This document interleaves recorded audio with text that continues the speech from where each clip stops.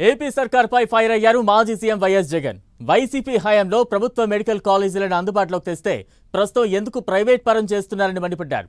అంతా ప్రైవేట్ పరం చేస్తే పేదవారికి వైద్యం ఎలా అంటూ ప్రశ్నించారు. మెడికల్ కాలేజీలను ప్రైవేట్ పరం చేస్తే పేదవారు దగా పడకుండా ఎలా అవుతారంటూ ప్రశ్నించారు. మొత్తం మెడికల్ కాలేజీలకు 5 ఏళ్లలో 5 కోట్లు, ఏడాదికి 1000 కోట్లు ఖర్చు చేయలేరా అని ప్రభుత్వాన్ని వైఎస్ జగన్ నిలదీశారు. ఉత్తరాంధ్రకు మంచి చేస్తూ తమ హయాంలో నిర్ణయం తీసుకున్నామని, ఆధునిక దేవాలయాల వల్లే ఉచిత వైద్యం సాధ్యమవుతోందని జగన్ అన్నారు. నర్సీపట్నంలో 52 ఎకరాల్లో మెడికల్ కాలేజ్ మంజూరు చేశామని చెప్పారు.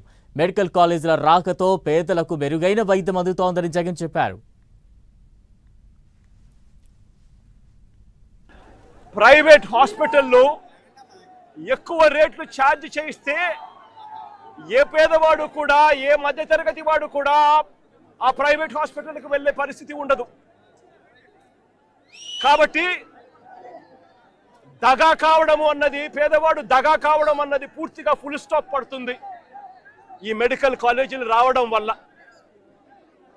ప్రతి 7-8 నియోజకవర్గాల కంటే ప్రతి జిల్లా కేంద్రంలోనూ మొత్తంగా 17 మెడికల్ కాలేజీలు కొత్త గవర్నమెంట్ నడుపుతా ఉంటే దానివల్ల జరిగే మేలు ఇది.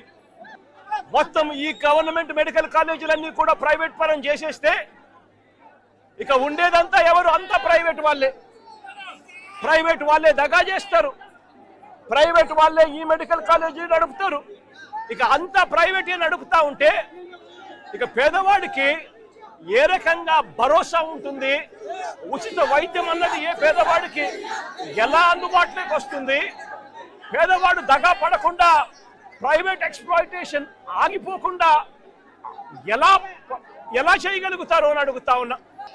ఇదే పెద్ద మనిషి చంద్రబాబు నాయుడు గారు, ఇదే నర్సీపట్నం స్పీకర్ గారికి చెప్తా ఉన్నాను, అబద్ధాలు చెప్పడం, మోసం చేయడం ఎంత మటుకు ధర్మం అని చెప్పి అడుగుతా ఉన్నాం.